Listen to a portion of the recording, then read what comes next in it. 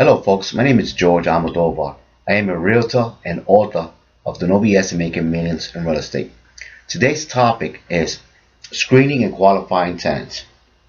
When I first got started, in order to qualify a tenant, it was non-existent for me, to be honest, because anyone that came and flashed money in front of my face, I used to let them in, and little and behold, I learned that that was not the proper procedure, because although they had the money, the first rent as well as the security, it led to complications in the fact that they couldn't afford the rent, or maybe they didn't have employment.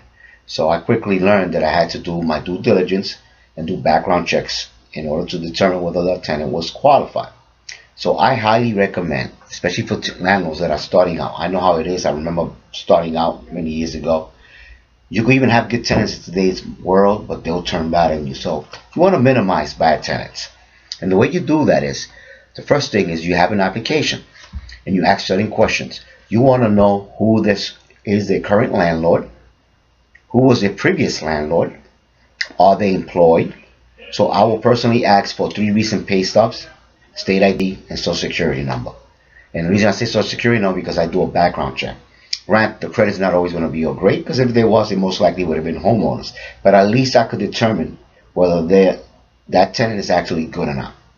Now, I will call up 3 references. I will also request 3 references. So I will look what I call for red flags. Okay, for instance, and I'm being honest here, if I'm calling one of the references and someone picks up and they have an attitude, or I hear some type of music that I don't like, or there's cursing, things like swearing, things of that sort, that tells me a lot about the person, because I've learned that there's a saying, for instance, in Puerto Rico that says, tell me who you walk with and I'll tell you who you are. Okay? I doubt very much you're going to be walking around with drug dealers if you're not a drug dealer yourself, or alcoholics if you're not an alcoholic yourself. So I take that into consideration. I take into consideration how much they get paid, their net income. Because if the person gets paid, and I'm using an example here, $1,000 a week, and my rents are $2,000, then that's about 50% of their income compared to their debt. So I know he could qualify for that rental income, or he's there, he can make it. However, if the person gets paid $300 a week and your rent is $1,500, does he qualify?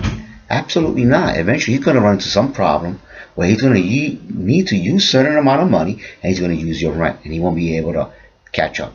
So you want to take that into consideration, and you want to minimize that tenant. So you want to make sure you call up the references. You want to make sure you call past landlord. As a matter of fact, I will even call up 2 landlords. And the reason I say that is because the current landlord might give you a good referral. He might say, yes, that person is a great tenant, only because he's trying to get rid of a headache. So you want to be careful with that. So you want to contact the landlord and as well as the previous landlord and see and verify their story. Also, be aware that some people may list a number as their current landlord, and that might be a friend or a family member. So please take that into account. Check the records of the county that you are in, and make sure that the landlord that he's claiming to be is the same landlord. Okay, so be aware of that. Also, make sure you stipulate the rules and regulation.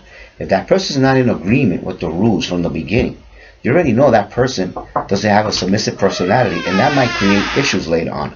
So you want to be aware of that and minimize those issues and confront them now before you have to deal with them later, and it'll be worse.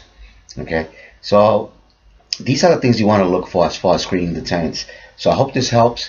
Any information you may have, log online, right down there. Please leave a comment or response. I thank you very much, and I wish you the best. Any information you may have, give me a call or log on at www.familyhomesforsale.com.